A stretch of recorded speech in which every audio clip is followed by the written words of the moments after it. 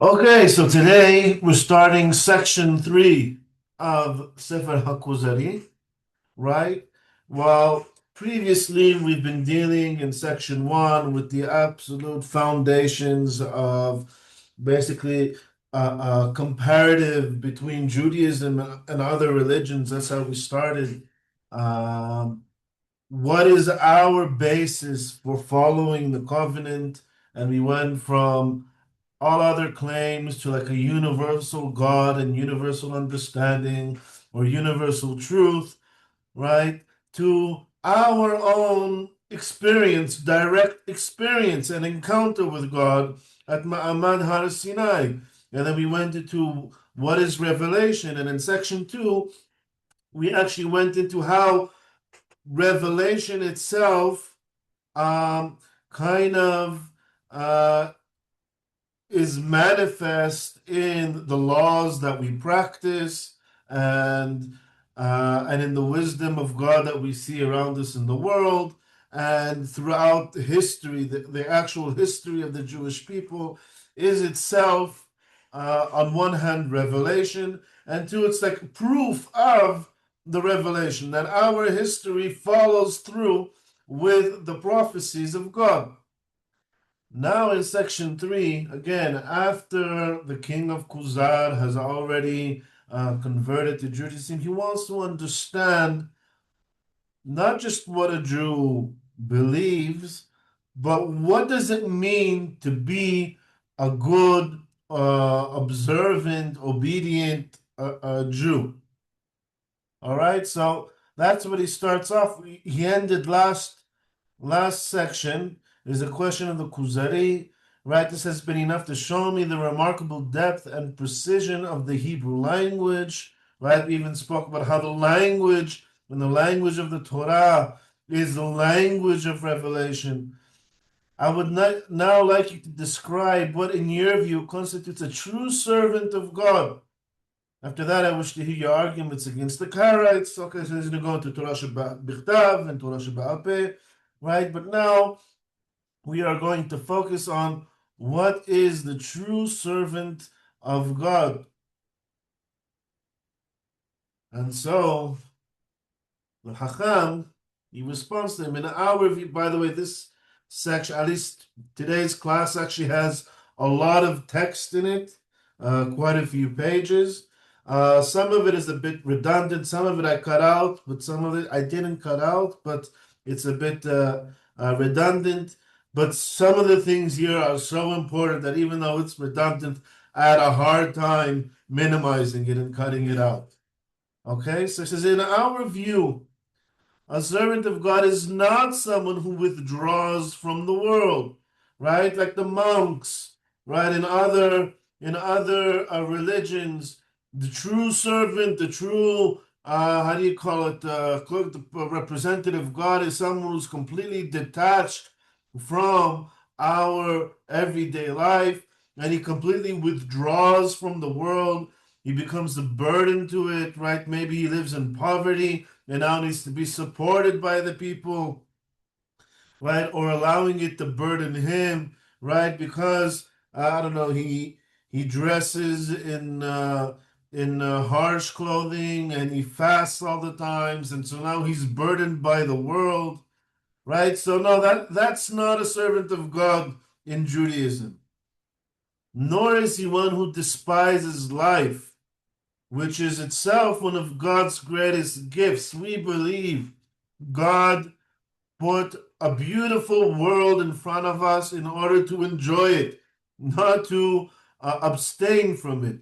As scripture says, I will fulfill the numbers of your days. Mispar yamecha amaleh.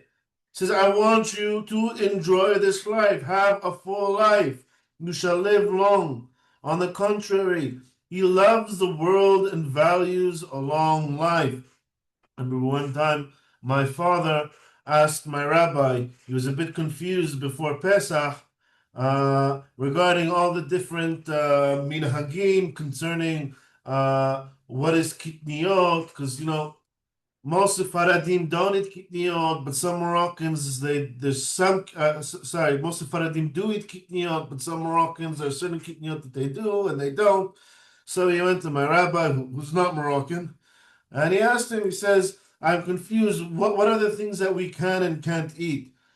And my rabbi, responded to him and said, "We are Sephardim. We believe in enjoying life. We have good food and we have good music. Enjoy. You can eat anything that is not hametz. Don't worry about it." Right? We believe in a Torah that wants us to enjoy life. He loves the world and values a long life because life provides opportunities to merit the world to come. The more good a person does, the greater his share in that future life. We want to do good. We want to live long and do good for a long time. We want as many opportunities as possible to enjoy this world and the next world. Such a person may even reach the level of Hanoch, of whom it says, Vayithanech Hanoch et Elohim, and Hanoch walked with God. Or even Eliyahu, who was freed from earthly concerns and admitted into the company of angels. At that level, solitude does not produce holiness because the divine presence itself becomes one's companion. All right, so then there is a level where you could, sometimes go into solitude, but it's not a full solitude. We'll see also later that there were communities of these people going into solitude. How are you a community that's in solitude? You're not completely in solitude. You're around people who are seeking the same kind of thing that you are, right? But even then, when you're alone, you don't mind being alone. And he went 40 days, trekked into the desert to Har Sinai, to Mount Horeb, right? But he was in constant contact with God. So he wasn't fully in solitude. He was able to receive revelations from God and talk to God. In fact, such a person may feel uncomfortable in crowds because he senses the absence of that divine closeness, right? Sometimes when you're in a crowd, there's a lot going on. You're not focused. So the Nevi'im, when they go to receive prophecy, they would go into solitude for maybe a day or two in order to meditate in a quiet place and focus their minds. And we're going to get a little bit more into focusing our minds a little bit later today, right? So sometimes they would go away for a little bit, right? Because when they're in crowds of people, there's so much going on that they can't focus. A presence so sustaining that it can even replace the need for food and drinks, right? When you have this closeness to God, right? You have this connection to God, that in itself is a form of sustenance, and it's so powerful when you have it that it even overrides you don't even feel the need to eat and drink. You just don't feel it. For people of this stature, complete solitude might indeed bring happiness. Okay, could be that when you reach this level of nevuah, right, once you're a navi, then it's possible that you will be happy or feel happiness while in solitude. They might even welcome death, right? Meaning they don't fear death. And we say about Moshe, Miriam, and Aharon, they say metu bin shika, means when they passed away with a kiss, meaning they fell asleep, right? They had no fear of this impending death that was coming. They were ready for the transition from this earthly world to the world to come. And so, in a way, they kind of at this level where they already welcomed it. It was like Baruch Haba, since it carries them to a level beyond which there is nothing higher. Philosophers and scholars too often love solitude, not to escape life, but to refine their thinking and extract truth from their investigations until all doubt is resolved. Sometimes you have this inquiry, this philosophical inquiry, this question that's bothering you, and you just need some time to go away and focus and meditate until you get to the bottom of this question. They seek only company of students who sharpen their understanding and memory. They want to be with like-minded people that they can say they can brainstorm about their philosophical question together and help them reach an answer. This is much like a businessman surrounds himself only with those who further his financial goals.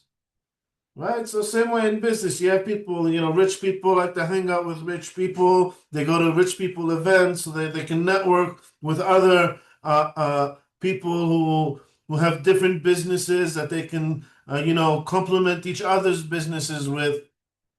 So too, wise people like to network with other wise people, and maybe they'll even go into solitude for a period of time, right? Not an indefinite period of time, but for a day or two or something, or a week, with people who can help them with their quest.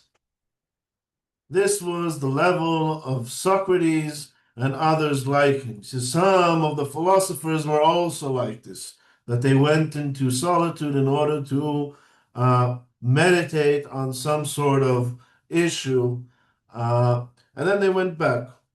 Today, however, no one is truly drawn to strive for such a level. It's very rare that we find people like this who are so we'll say it's not like they go into solitude in order to disconnect from their earthly being, but it's because their mind is so high and occupied with a certain question that they'll go to meditate for a few days on that question. In earlier times, when the divine presence rested openly in the land of Israel and prophecy was attainable, a small number of individuals lived ascetic lives in the desert and associated with others of similar disposition. By the way, when they discovered the Qumran, right, and the Dead Sea Scrolls, this was a society, they're called the Essenes. They were like an entire society that was kind of living in the caves in the desert, right? But they had entire settlements dedicated to this kind of aesthetic lifestyle. So these are communities of people, so to speak, living in solitude. But what's interesting is what actually triggered their going into the caves was not out of some sort of ideal. They fled into the caves. This was in the years leading up to the Hashmonaim revolt, when the Greeks forbade the practice of Judaism, and everything that went on with Antiochus and the Jewish people that led to the revolt of the Hashmonaim. That's actually when these communities started to form in the desert and the caves. But then they grew into actual communities, and they were spread out throughout the entire country. And these communities were actually in networks with each other. So even though these are, we'll call it people in solitude, right? They were part of communities, entire communities. Even they did not completely withdraw from society. Rather, they grounded themselves in knowledge of the law, right? They studied Torah, and they were very, very strict with laws of purity and impurity, and in holy disciplined actions that brought them closer to that elevated rank. These were the disciples of the prophets. So this is even before the Essenes that we have in Qumran. Says there were also communities of, we call it the schools of the prophets. But a person in our time, in our place, and among our people, when there is no open vision, right? This is a time, says, En Hazon Nifratz, as in Shemuel, says, this isn't a time where there's an abundance of prophecy. We don't desire solitude, meaning there's only one reason to really go into solitude. It's for a quest, a specific quest to figure something out, to focus your mind and potentially receive some sort of revelation from God.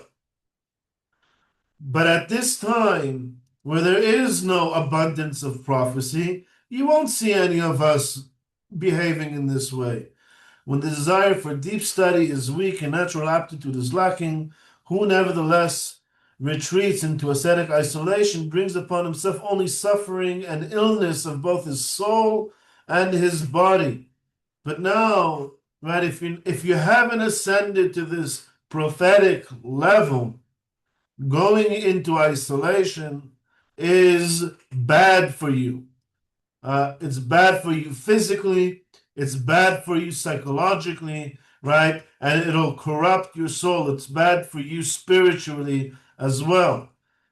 His physical misery is evident, and although one might mistake it for humility or penitence, in truth he experiences himself as imprisoned.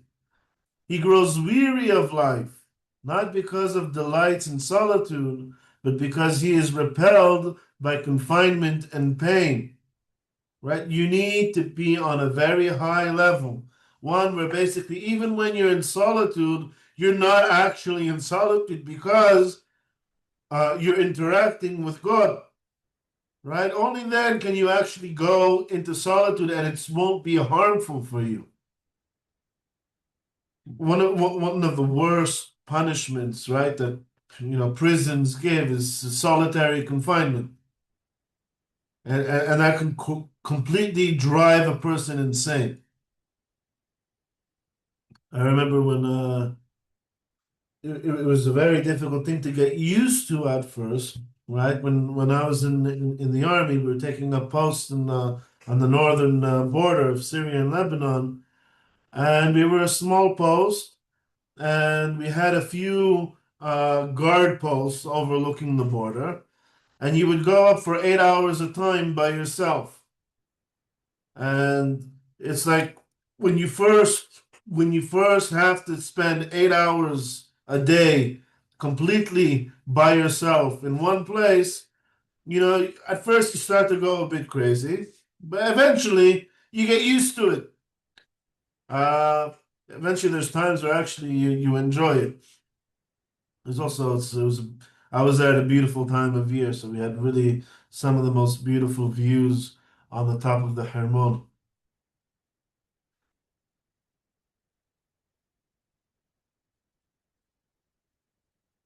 How could it be otherwise? He has no access to the divine light, right? If you don't have the Ruach HaKodesh on you, right, then going into solitary confinement is a terrible punishment. Nor can he attach himself to it as the prophets once did. He also lacks the learning that would allow him to immerse himself in it. Right today, especially back then, maybe today we have a little more knowledge of us, us in general, we have more general wisdom. But the Hachamim today, maybe they're not the level of the Hachamim in times of Rabbi Yehuda Halevi and the Rambam. And there's still a lot missing in our understanding of the Torah, right? So if you're going into solitary confinement, let's say you're going into solitude in order to ponder some sort of philosophical question, and you're not properly prepared to deal with the question, right? You're going to go down a wrong path. You're lacking the learning, right, that will allow you to reach the proper conclusion. So first, you need to have a very strong knowledge and base of the Torah, as philosophers once did for an entire lifetime. Even if such a person is God-fearing and righteous, longing to encounter God in solitude, standing humbly reciting prayers and supplications as best he can, this provides satisfaction only for a short while, as long as the experience is new. So, oh, I just discovered this new thing, this new pasuk. I'm going to say it like a mantra, right? I'm going to go into the wilderness for a week and just repeat it over and over again, ponder this idea over and over again, right? All right, you may be uplifted for a short while, but it's gonna get tedious very, very quickly. What's say what's really interesting in this experience for you is that it's a new experience, not what you are getting out of it. You're not getting anything positive out of it at this stage. Words repeated too often lose their power over the soul, right? Just reciting a mantra isn't enough. The point is to go delve deep into the idea, is to receive some sort of deep knowledge and no longer generate humility or submission. Thus he remains day and night while his soul presses him to use its innate capacities to see and to hear, to speak, to act, to eat, to build relationships, to earn a living, to manage a household, to help the poor, and to support the law when resources are needed, right? All these are built in to man. These are built-in needs and wants. It's something that we as human beings need. We need to interact with other people. We are social beings. So going into solitude when you're not ready for it is suppressing your human being side. And it'll put you into a depression. Inevitably, he comes to regret all that he has denied himself, and that regret itself distances him from the divine influence he originally sought to approach. Right? He gets full of regret or guilt or what's the word again? I just used it 2 minutes ago. Depression. Okay, so what did the Kuzari ask, and what did the Chacham respond?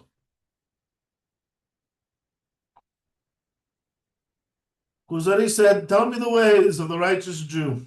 And what did the Chacham respond? He says, "Don't do this, don't do this, don't do this, don't do this."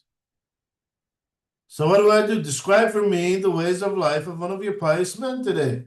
Okay, so understand that people today, they can't go into solitude. So what do they do?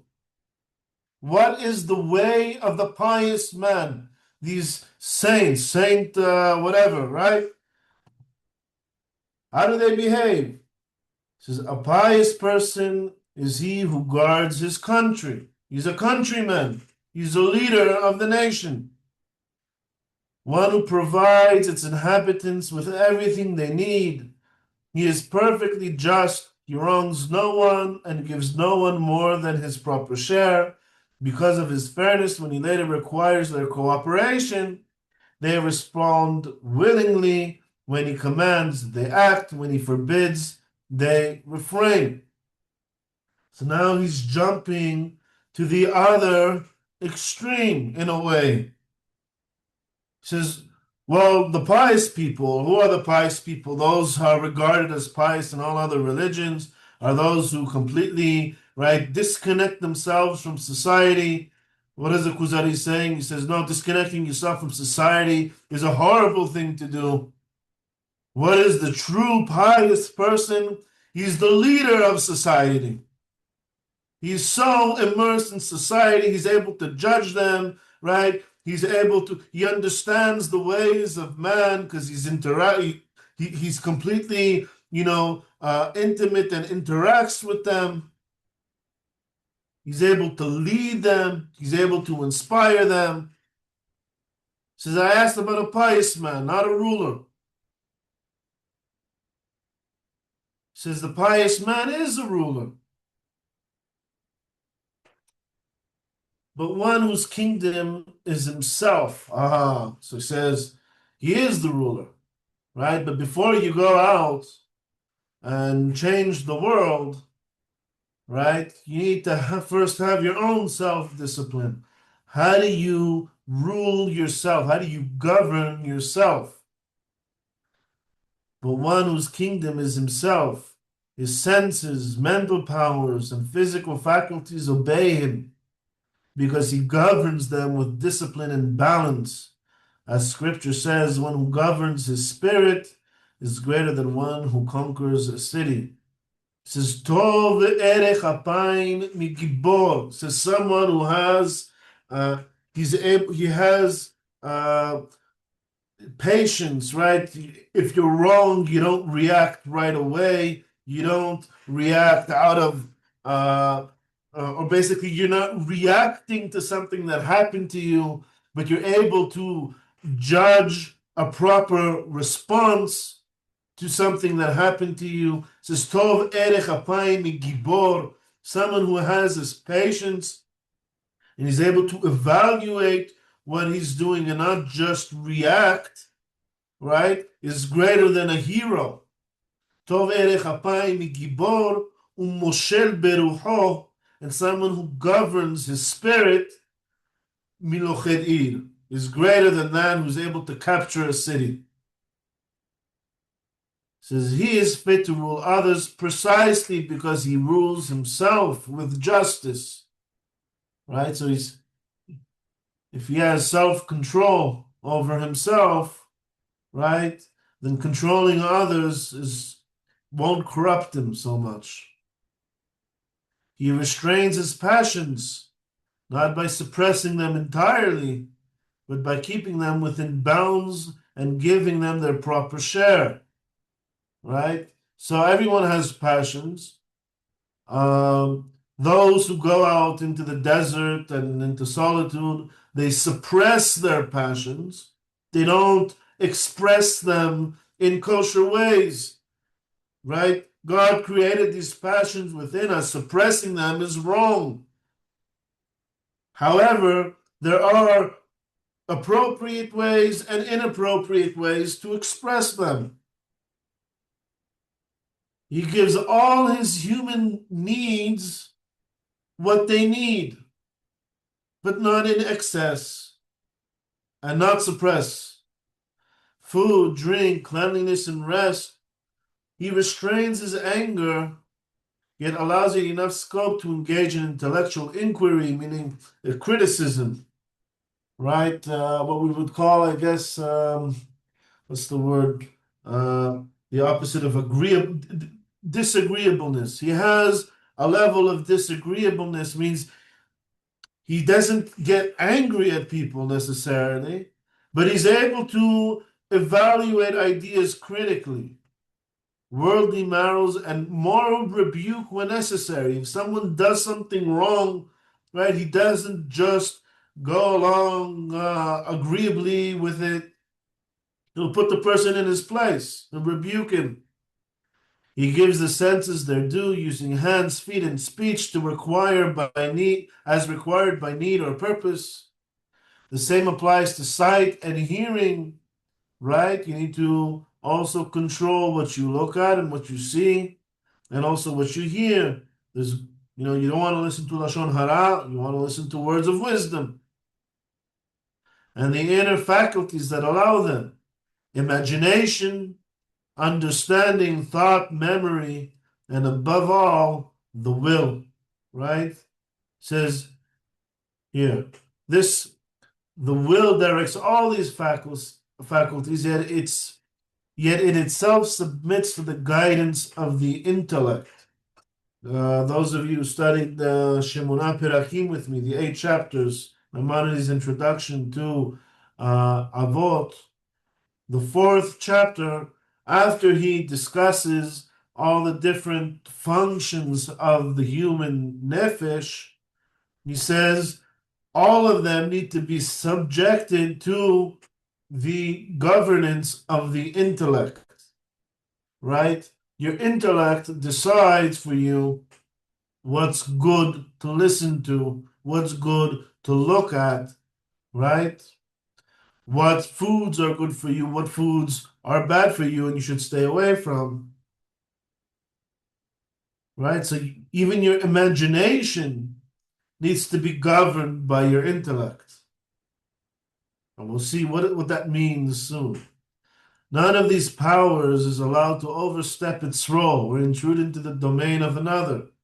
Once each faculty has been properly cared for, the rest of the vital organs, movement, and activity for the body, he summons them all together as a respected commander assembles a disciplined army to help him reach a level higher than intellect alone, the divine levels. The intellect is the tool that you have to harmonize all of your human needs, give expression or give appropriate expression to your needs and not suppress them entirely, but also not give inappropriate or unbound expression to your human needs.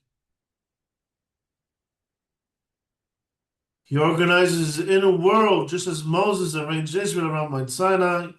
He commands his will to accept every instruction obediently and to execute it immediately.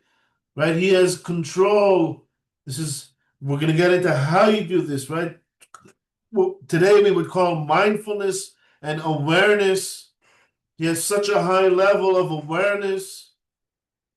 It starts with self-awareness, being aware of what's going on in you and doing what's good for you. He orders his faculties and limbs to act without resistance. He forbids harmful impulses of thought or imagination. The actual Hebrew translation and the original Arabic as well uses the terms demons and magic. By anyone who saw Aladdin, right? What's it's called a genie, right? Genie comes from the word jinn. Jinn means a demon. All right. Anyone know what the Arabic word for a crazy person is? Majnun. Right? It literally means possessed by a demon, or the expression possessed by a demon literally means crazy. All right? These are harmful thoughts and imagination. That's what demons are, according to Rabbi Yehuda Halevi and the Rambam, Maimonides as well, right? Magic and demons and witchcraft, all of these things are not real. They are, man has this embedded inclination to believing in these things, right? When the Torah comes to direct you away from all of these things and categorizes all of it under Avodah Zarah, under pagan rituals. So he forbids harmful impulses of thought or imagination to be followed or believed until they have been examined by intellect. Right? Everything. I bring this in my book. Maimonides brings this in the More. It's a mashal taken out of Maimonides that our minds are like a storage room, and they're packed with all sorts of ideas. Right? Some of them are inherited ideas. Some of them are culturally inherited ideas. Some are inherited by our family. And what we need to do is we need to examine all of these ideas that we have in our mind and evaluate them right through our intellect. Is it true? Is it good? Is it a bad idea? Throw it out. If it's a good idea, put it back. You have to make order in our minds. If the intellect accepts he will believe them. If not, he will reject them, right? Bad ideas, you have to reject, get rid of them. He directs his mind and imagination away from mundane distractions, instructing imagination, assisted by memory, to form the most elevated images possible, images that reflect divine realities, and seeks a revelation at Sinai. It says you, you wanna they have this thing. It's called Dimayon Mudrach in Hebrew, where you guide your imagination. Maybe it's guided imagination in English. I'm not sure. It's a form of meditation where you picture things, right? It says focus your imagination on things like the revelation at Sinai. Imagine what was it like to be there. Put yourself there. Put yourself in the Exodus. Put yourself through your imagination in the splitting of the sea. Abraham and Isaac on Mount Moriah, the tabernacle, the temple service, the divine presence with the temple, right? Use your imagination for these things. He commands memory to preserve these images faithfully and not forget them, right? You study, right? Hilchot Beit HaBechira, the halachot of the temple. There's very nice and accurate descriptions of the temple. Use your creativity and imagination to either imagine it or build a model to help you picture yourself there, right? Use your memory to hold these images in your mind, to keep God around you all the time. He warns imagination and its corrupting influences not to distort truth or introduce doubt. One of the objectives of imagination, or one of the things that it does, the functions of imagination, is it takes two things, completely unrelated things, and puts them together. It takes things and divides them, right, into parts. And you need to use your intellect to evaluate these two things that I put together. Is it reasonable? Can I actually, this is where inventions come from. What happens if I do this? You imagine it. You experiment with it. You build things. But sometimes it can lead you, if it's unguided, it'll lead you to completely irrational, unreasonable things. So it has corrupting influence if it's not guided by your intellect, to not distort truth or introduce doubt. He restrains anger and desires that they do not seize control of the will or lead it into wrath or lust. Once harmony is restored,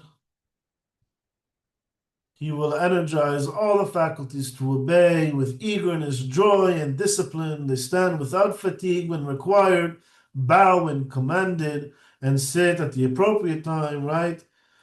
The tongue aligns with thought and does not wander. In prayer, it does not speak mechanically like a trained bird. He actually says like a parrot. But each word is spoken with intention and awareness. Right? When you pray, soon he's going to get into the essentialness or the essentiality of prayer.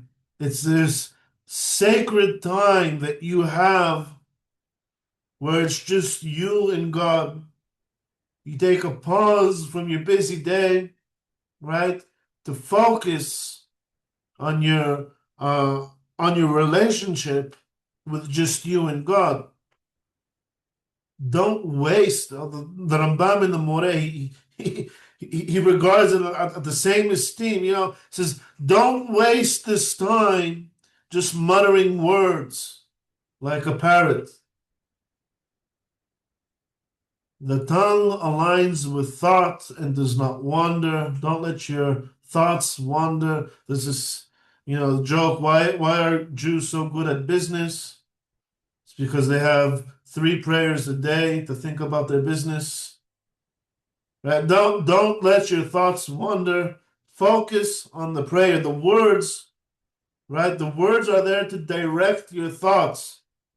Think about the intention of the words.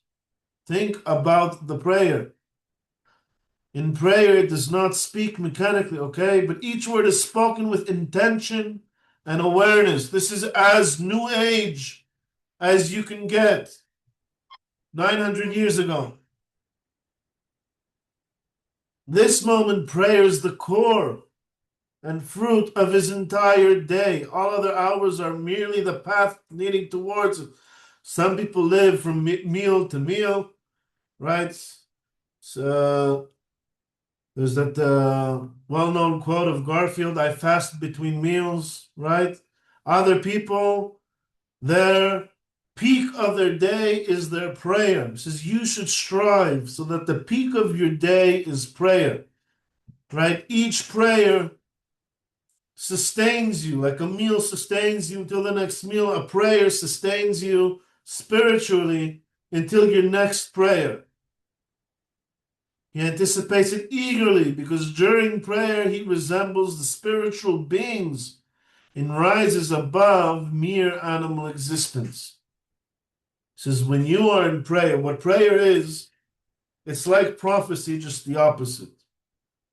Right? This is your time to talk to God. This is when you stop being an animal and start being this homo mysticus. The 3 daily prayers are the culmination of each day. And the Shabbat is the culmination of each week. So we have 3 periods throughout the day, and then we have 1 day out of the entire week. It was established to renew connection with the divine spirit and to serve God with joy, not sadness. Prayer sustains the soul just as food sustains the body. Right? The Chachamim say, Lo nitenu Shabbatot v'yamim tovim le'Yisrael. Right? Shabbatot and holidays and Rosh Chodeshim, they were given to us for one purpose. Ela la'asok bahem b'divrei Torah. In order to take this pause out of our life and to focus on Torah. Meditate and study Torah. The spiritual benefit of one prayer endures until the next, just as the nourishment of a meal lasts until the following one. During prayer, he cleanses the soul of all that has accumulated and prepares it for what lies ahead. Right? It's your time to ground yourself. Thus, there's never a week in which both body and soul do not receive renewal. Since spiritual dullness builds up over the week, it can only be removed by dedicating one full day to worship and physical rest. But as you go, I don't know, sometimes I feel, at the end of the week, I feel this extra tiredness, right? It's like fatigue from each day accumulated and comes out on Friday, and like I'm super tired all of a sudden. So the same thing happens not just physically, but also spiritually and emotionally. You carry with you the residue of all your spiritual fatigue throughout the week. And so we have 1 day of rest. Vaynafash, right? This day of rest, Vaynafash comes from the word nefesh. It's for your soul to rest. On the Sabbath, the body recovers from the strain of labor, while the soul reflects on spiritual losses caused by bodily preoccupation. It also undergoes a monthly renewal. Over here, I also skipped a lot of pieces. So we have a Shabbat every week. We have a Rosh Chodesh every month. The time of atonement for what occurred during the month. He then observes the 3 festivals. So even, we have 3 prayers throughout the day. We also have 3 festivals throughout the year. We call it the long day, when further atonement is achieved. So when he repairs what may have been neglected in the daily, weekly, and monthly cycles, now on that day his soul frees itself from the whisper of imagination anger and desire, refusing to give them attention in thought or deed. Though he cannot fully erase sinful thoughts implanted in youth through songs or stories that linger in memory. Remember, I talked about the warehouse of the mind, right? We have all these thoughts, these wrong ideas that may have been implanted, right, through society, through our families, through stories, and through song. You have to think even back to all these nursery rhymes, right? All these ideas that we grew up thinking. I have this video called "Did God Graduate Kindergarten?" And I bring Yuval Noah Harari. He's a well-known Israeli. He's well-known worldwide for his books. He has brilliant books, but whenever he discusses religious things, it's like everything he knows about God or religion or Judaism is whatever they taught him when he was in kindergarten. And he never further developed any of these ideas as he went to university and got one doctorate and maybe another and started writing all these books. Right? His ideas of God have never graduated kindergarten with him. He left it there. Right?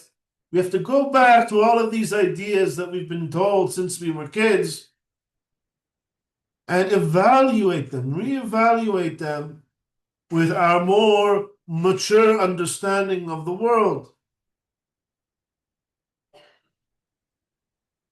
and purify himself from actual wrongdoing, confess, regret over the former, and resolve not to give them expression, certainly not in action, right? Even if you have these thoughts, just make sure these thoughts don't manifest in any action.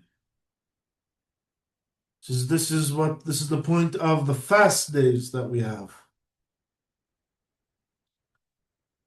The fast of that day draws him close to the angels, for it is filled with humility, contrition, standing, bowing, praise, and song.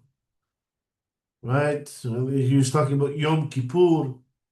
We have this day, right? Yom Kippur is what? It's the day, we say, the day of judgment. And what's Rosh Hashanah? The day of judgment. Why do we need 2 days of judgment?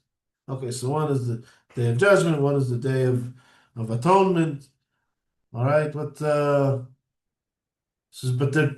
they're two similar days in essence, but in practice they're very different. Right, Rosh Hashanah is a Yom Tov. It's a day for barbecues. Yom Kippur is a day of fast. Right, you're not allowed to wear shoes. You're not allowed to wear. You're not allowed to bathe. You're not allowed to soak yourself in oil. No relations. No eating. Why is it so different from Rosh Hashanah?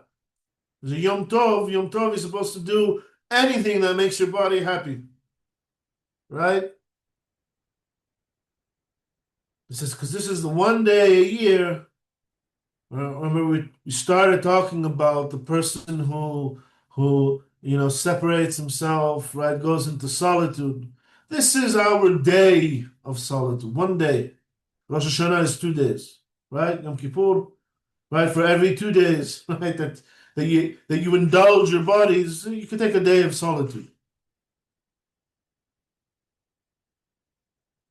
His physical faculties are denied the natural demands and devoted entirely to worship, as though the animal dimension, right, was suspended. For one day, you're no longer a human being in the animalistic meaning of it. The fast of a pious person includes not only abstaining from food, but disciplining the eye, ear, and tongue, so that nothing occupies them except what brings them closer to God. This discipline extends inwards to mind and imagination and is accompanied by acts of righteousness, right? We have the Aseret Yemei Teshuvah, the 10 days where we do righteousness, preparing for the Day of Atonement, right? Yom Kippur. On Yom Kippur, right, we suspend our physical side for a day and we draw close like the angels, right, who have no physical needs. That's our one day of solitude. We still have a few more, but since we're at the end of our hour, I guess we'll continue this idea next week. So the king of Kuzar, he asks the Hacham, says, tell me the behavior of a pious person. And he starts off by saying, well, this isn't a pious person. Don't do this, right? Don't think that you're better than everyone else and you need to separate yourself from everyone else. This is on the opposite. Says a pious person is someone who does what? Someone who rests once a week, someone who thinks about someone. He says, by the way, the son of Maimonides, the Bi Avraham ben Harambam, he has a book called Hamaspik Le'ovdei Hashem, right? That which is sufficient for the worshipper of God. Hamaspik Le'ovdei Hashem, right? Rabbi Avraham ben Harambam is regarded as a mystic, right? Much more than his father, the Maimonides. And he talks about two ways of serving God. He says there's the common way, meaning of a common person, of everybody, the derech haklalit, and there's the individual way, right? What is the individual way? The individual way is that of the common way, except for one thing.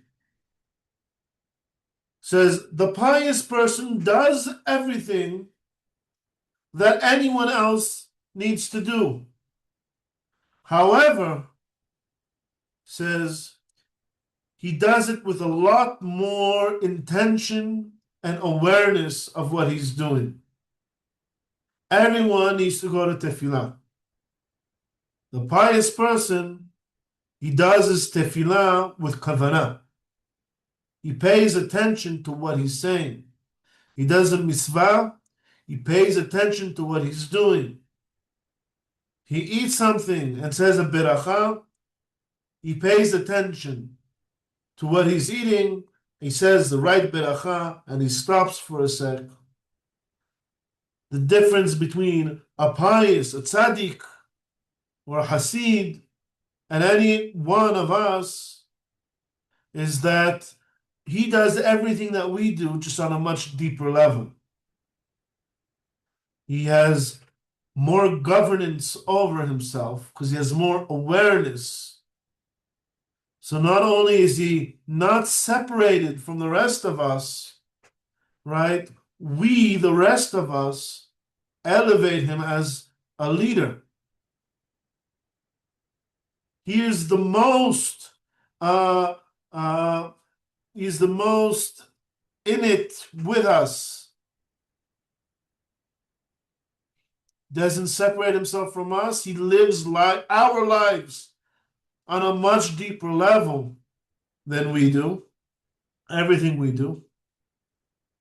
But he is so interactive with us that we love him even more, and that makes him worthy of leading us and being our leader. So the real pious person is someone who, instead of leaving us, he leads us. All right, so we'll stop here for today, and if anyone has any questions or insights, anything they'd like to say, and we're going to continue this idea a little bit more next week, Be'ezrat Hashem, or as requested before, inshallah.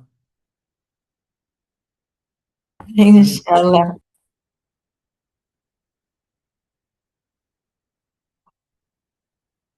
Okay, excellent. So, good evening, everyone, and we'll meet back next week.